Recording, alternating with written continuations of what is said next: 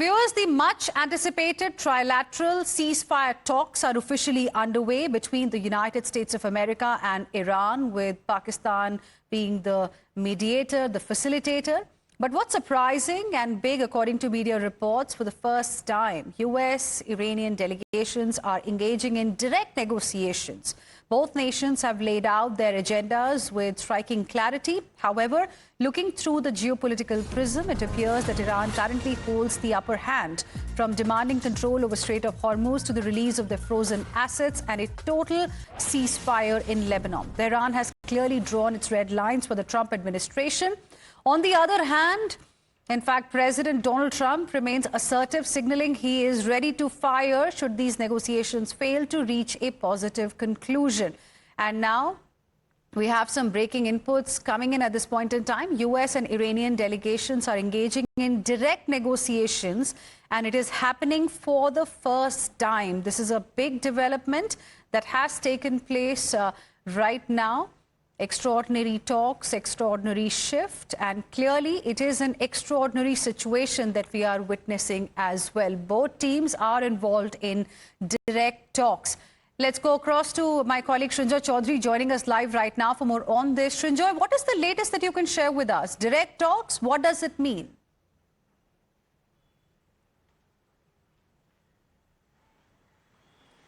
Well, I think there's some... Moment. Yeah, go ahead. We can hear you now. It's a big moment. Same room, same time. Now, this probably has not happened since the Shah of Iran was head of Iran, headed the Iranian government. That was as far back as 1977, 78. Now, at this point, what does that suggest? What does it show? It basically suggests, perhaps, number one, there is a comfort factor. You would have expected an enormous level of trust deficit. Here are two countries that fought each other for 40 days. And before that, they haven't talked for so many years, so many decades. And even before the 40 days, there was those days of fighting when the Americans used their bunker busters on Iranian nuclear sites. So all of that is in the past. And of course, neither side will forget that. But even then, they are in the same room, in the same time.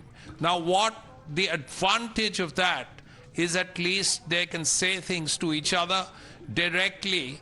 And the only fear of Pakistan being a mediator, being Americans in one room and the Iranians in another, is sometimes these nuances could be a little overlooked. In this case, it's straight off. Iran on one side of the table and the Americans on the other side, both at the table. So that's a big moment. It is indeed a big moment, and let's also welcome our guest. Srinjoy stays on with us. We have my colleague Mayank also joining us live right now, and also joining us is Mr. Ashok Sajjanhar, former diplomat, retired Lieutenant General D.P. Pandey, who is a defense expert, and also with us is Zaki Zaidi, who is a Middle East analyst. Good evening to all of you, gentlemen. Thank you very much for joining us here on Times Now. Srinjoy and Mayank continue to be with us as well. Ambassador Sajjanhar, now this is a big moment, and the world is watching the developments very, very closely. But what does it mean, in your opinion, direct talks, all officials from both sides in the same room? Yeah, thank you very much, Hina, for having me. Yes, you're right. It's a big moment. Both of them have come together, which really means, as Srinjoy has said very correctly, first time after 1979, 47 years that these two delegations are really coming face to face. Even we know when these discussions in Geneva and other places on limiting the nuclear capability of Iran was concerned, Oman was basically shuttling between the two sides, between the two rooms, taking proposals from one side to the other, taking their response from that to the others. So, number one, the fact that this both the sides are meeting face to face, that is huge. Second thing is that the meeting is taking place at such a senior level. You know, it is the Vice President of the United States of America who has come, and he was, I understand from newspaper reports, that expressly requested by Iran that he should be sent to lead the delegation. Otherwise, under normal circumstances, it would be my understanding that Marco Rubio, the Secretary of State, would have come leading the delegation. But since he was the most prominent voice, because the report that has come out in New York Times would seem to suggest that his was the most prominent voice which was against the United States going into Iran. So I guess there is a certain comfort level that the Iranians would have felt that he has a better appreciation and a better understanding of the situation, and he would be they would be able to put forward their own views, their own concerns, and there would be greater understanding on the part of the United States. So in that sense, now the fact that and even as far as Galibaf is concerned, Arakchi has always been there, but here now Galibaf coming directly, and he definitely is a peg or two above Arakchi. So this is the highest level of the first time, the highest level of conversation. Right. And I think there is so much. Both these countries, both these sides need some sort of an agreement, some sort of an exit strategy, some sort of an off-ramp very desperately. You know, some people tend to suggest that Iran has all the cards, Iran is in a dominating position. I don't subscribe to that view. Definitely, Iran has acquitted itself creditably as far as the conflict is concerned. But Iran also needs some sort of an agreement, some sort of peace, desperately, as much as the United States needs for different reasons. Last point, Hina, if you permit, I'll make is that, you know, by the more that it continues to choke the Strait of Hormuz, the more Iran finds it is getting the whole world against itself, whether it is the whole world or even the Gulf states. So I think it would like some sort of a way out of that so that the choke on the Strait of Hormuz can be reduced. Right. Lieutenant General D.P. Pandey, despite what Ambassador Sajjan mentioned, it seems that Iran has the leverage, isn't it? Because Iran is persistent with its list of demands. And, you know, before these negotiations really started, we got inputs from Islamabad suggesting that the delegation of Iran has handed over a list of demands, its red lines, to Shehbaz Sharif so that they can be handed over to J.D. Vance and his team. So I think, look, when you're down and out, there is not much deeper you can go into the cesspool, and therefore anything which comes out, it is for your advantage. Right? Let me, while I totally respect Ashok Sinhaji's appreciation, but I feel that when you're absolutely down and out, you see a confused messaging coming out from the American side that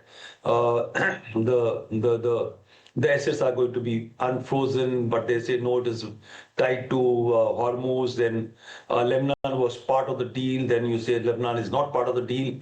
You know, there is a mistrust with which multiple voices when you walk into a deal, whereas there's been absolute clarity from the Iranian side, right? They are absolute opposite because their mere existence is premised on how they move away from this talks, because when they go back home, if they seem any weaker back home, there's a challenge for them, right?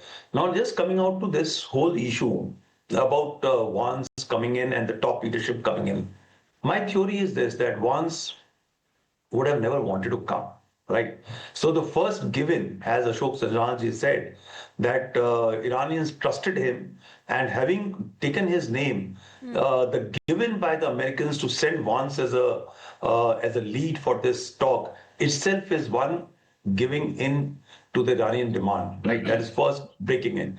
The second is this. I believe the second point. I totally agree that Vance was the one who was not on the paper on the board with the war against Iran, and the entire American cabinet was with Trump on this thing. So there is also what I feel is a message of Trump for sending Vance to now stake his political career Right. to either get the deal this way or that way without crossing the American line, or else to see how difficult it is to deal with the Iranians. Because please understand, Persians have got a whole civilization back up on making deals. They aren't Right. impatient like Americans that, you fire a gun, but you now make a deal, then you fire a gun again.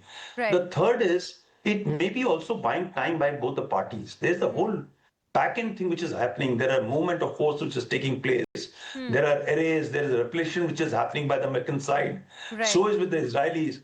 So there's a build-up for the trigger which is happening after another 12 days, 14 days, and knowing Trump, this ceasefire may break a day, 2 days, 3 days prior to the thing. The past experiences, so Israelis are prepared for it. The last point, Okay. if this way or that way, at whatever level Iranians walk away, let's say if they don't get anything which was on the card, and they walk away with a ceasefire, opening Hormuz and everything. But you look at the condition of the Gulf countries who are not on the table, who were actually not wanting the war to happen, but when Right. they were led to happen, now they'll be left actually talking to Iran, which will be in much more powerful situation. Right. Even if it's down, destroyed, dusted to the ground, but on the ideological and moral standpoint Okay. of the view in the Muslim world, Iran will be much, much more powerful. And talking about uranium enrichment, they have befooled Americans number of times before. Right. In the case of ballistic, they got the empowerment, they got the Chinese, Russians. Right. Stuff will happen. Trump will say, I did the ceasefire, I am walking away. Hormuz is not my problem. Well, one He will thing is come up with absolutely that. clear, Lieutenant General D.P. Pandey, that the world is never going to be the same again. It's not going to be how it used to be before 28th of February 2026. Everything is going to change, and clearly Iran is not going to be how it used to be earlier. Zaki Zaidi, can you help us understand how is Middle East really looking at the developments that have emerged from Islamabad so far? Do you expect a breakthrough or do you expect a breakdown on the basis of what we've got so far? Hi, Hina, and all the guests. I am looking with a little bit of optimism that something good comes out of it. However, one of the major sticking point would be Lebanon, and Lebanon, because Netanyahu under no circumstance wants to, leave the Lebanon situation half done. Okay, his objective was that whether through direct negotiation through the Lebanese government or through direct bombing, he wants to finish off Hezbollah. However, Iran under no circumstance can afford to, just brush aside the Lebanese issue, Hezbollah issue, because when it's a security umbrella for Iran, and Hezbollah being ideologically affiliated with Iran and the Muslim and Shiite population, so it is very difficult for Iran to let the Hezbollah question aside, because when that attack happened, more than 400 plus people were killed. There were protests all across the Iran that anyone who is going for a ceasefire, leaving the Hezbollah and Lebanon aside, is the traitor of the nation. It's a country. That was the public sentiment. So the Iranian negotiators have to also look into it. They are also under extreme pressure that they cannot let go this Lebanese question. Other aspect of this thing, few countries are feeling left out, especially the UAE. Yes. UAE as well. Okay. UAE has punched above its weight, and they have tried very much, to take side of Israel and US, and there were rumors that they sent some jets to attack on the oil installations, energy installations, though they are not very officially clear. However, UAE is left out, and Anwar Gargash, advisor to the UAE government, he posted that nothing is going to come out positive until unless UAE is present. Okay. So we can understand the whole situation that UAE and Israel feel left out of this all negotiations and equation. All right. Gentlemen, request you to please stay on with us. We have some breaking inputs coming in at this point in time. We are learning that delegate level talks are expected to continue after today. We're hearing from media sources in Pakistan that delegations will be in Islamabad for a day, and then there are going to be some more talks that will continue. Let me go across to my colleague Mayank, who is live with us for more on this. Mayank, what is the update coming in from Islamabad? Yeah, as you said rightly, the talks are likely to continue even for tomorrow, and which is a good sign in a way. But let us reinterpret the entire events which took place during the day so as to make it or decipher it in a clearer manner. Now, once Iran met Shahbaz Sharif, and then after separately, the US delegation met Shahbaz Sharif. Now, in that case, they had to boil down to certain demands or certain conditions which were doables. And because before meeting in such a situation wherein there is a face-off and things come out negatively, it would have created a major problem. But the way now the things are happening, so Shahbaz Sharif and all, that created a condition, a better situation wherein the sides met, and they met because there were certain aspects which we can interpret that would have already been agreed upon, and now the brass tacks is being discussed. The details would be getting discussed. And as has been interpreted several times, if the talk is continuing for the next day, that means there is a hope, and there are expectations that some results might be coming out even tomorrow. Let me bring in the information which has been even brought out by both General Pandey and Ambassador Sajjan Har, is that such a high level of delegation is meeting for the first time after Iran Revolution of 1979. That also signifies in a multiple ways, and that means the mandate has been given to the 70 big substantial delegation from the Iran side, and Vice President of US leading the delegation of the US side. So you can expect something coming out of it, because imbroglio, which is expected, if not something comes out, is going to encompass and circle everyone. And it is going to be even further complicated and implicate the whole Middle East in a different manner. Because Iran, willy-nilly, whatever say, has come out as one of the, and it has stood its ground. That is the kind of impression it has created, and it has come out as one of the center of the power in Middle East. Right.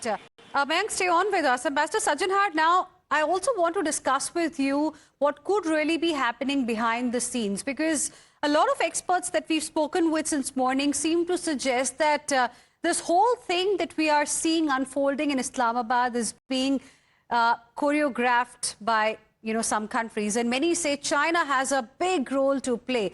Eventually, Pakistan is just playing the role of a facilitator. Pakistan is just providing a platform because it shares the border with Iran. It has great relations with China, and it's one country that can provide that space where delegations from both sides can really come amid these volatile times. So what do you have to say about, what could really be happening behind the scenes? Yeah, Hina, you're very right. I think, and the most important thing is that in addition to China playing a role, in addition to Pakistan having a border with Iran, the biggest attribute of Pakistan, if I may say so, in being, providing a venue, is that it is a very convenient tool, a very convenient instrument as far as the United States is concerned, because United States has, in terms of total control of what Pakistan does. So I think it has that comfort level that Pakistan will do all that the United States wants it to do, basically. So I think in that context, this is an ideal place for this meeting to take place. It had to be in, within the Muslim world, because that is where the conflict has been taking place. It is the West Asian region, and there was no other country really that was left. And Pakistan really does not have any independent agency as such. So I think it was a very convenient venue. But as far as China is concerned, you are right. In fact, Mr. Trump himself gave credit to China. If you remember, when the ceasefire was announced from the White House itself, he said that China had played a very big role. That is, it had pressurized, it has persuaded Iran to come in for the ceasefire. So in that sense, China more covertly than overtly has been playing a very important role. Okay. But I think in this way, the whole game plan of Mr. Trump has really sort of, fallen flat on its face. Because, what was being thought was that the whole idea of Mr. Trump to come and control Iran was to control its oil. And most of that oil, 90% of the oil from Iran, like 90% of the oil from Venezuela, it was going to China. So if the United States was able to control the Iranian oil, that means it would have control over energy on which China was so very heavily dependent. Right. And in that sense, it would give us, the United States and Mr. Trump, a shot in the arm when he went to meet Xi Jinping. Earlier, it was supposed to be end of March. Now it is going to be the middle of May. But right now, by China playing such an important role, I think the United States really becomes beholden to China for its role. And we know that China has been providing intelligence and also, military equipment and wherewithal to Iran to fight its war against Israel and the United States. Right. Gentlemen, stay on with us. We have some breaking inputs coming in at this point in time. US President Donald Trump has put out a post on social media platform Truth Social, and I'm quoting him here. We are now starting the process of clearing out the Strait of Hormuz as a favor to countries all over the world, including China, Japan, South Korea, France, Germany, and many others. Let me quickly get in a word from Srinjoy on this. Srinjoy, what's really happening? What do we make of this latest post? Yes. Now, what does clearing out mean? That's something the president will have to elaborate a little, because clearing out, does he mean a military operation? And if it is a military operation at this time, why is the timing so important? I mean, couldn't he have done this a week ago, 2 weeks ago? If he has to go through with a military operation, it could have been done at any time when he'd asked for help from his NATO allies, Britain, France, Germany, even China was asked, not to speak of Japan and South Korea. So if it's a military operation, it's very ambiguous. Clearing out is, if it's a military operation, first of all, why now? Yes. Exactly as the talks are going on.